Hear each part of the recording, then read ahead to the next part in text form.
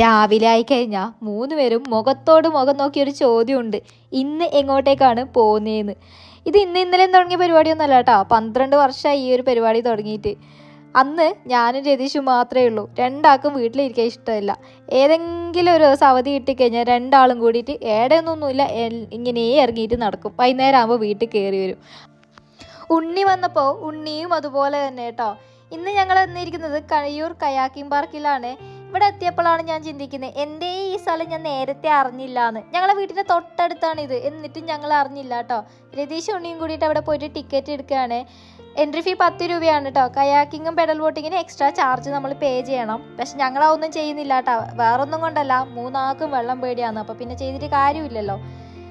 ഇവിടെ എന്താണ് കാണാനുള്ളതെന്ന് വെച്ച് കഴിഞ്ഞാൽ ഇതാണ് ഇവിടെ കാണാനുള്ളത് കേട്ടോ. നല്ലൊരു പുഴ, പിന്നെ എന്നാ നല്ലൊരു പ്രകൃതി രമണീയമായിട്ടുള്ള ഒരു സ്ഥലം.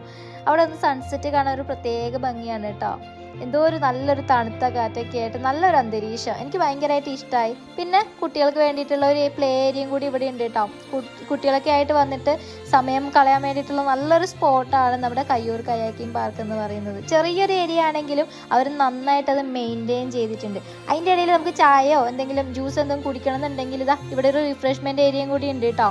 ഞാനും രതീഷും ഉണ്ണിയും കൂടിയിട്ട് വേറെ ഒന്നും ചെയ്യാനില്ലല്ലോ, ഞങ്ങൾ അവിടെ കയറിയിട്ട് കുറേ ഫോട്ടോസും വീഡിയോസൊക്കെ എടുത്തു. പിന്നെ ഊഞ്ഞാലൊക്കെ ഉണ്ട് കേട്ടോ, കുട്ടികൾക്കും അമ്മമാർക്കും എല്ലാവർക്കും ഇരുന്ന് ആടാം. അപ്പോൾ സ്പോട്ട് മറക്കണ്ട, Kayyur kayaking park. Next time ഒന്ന് ട്രൈ ചെയ്ത് നോക്ക് കേട്ടോ.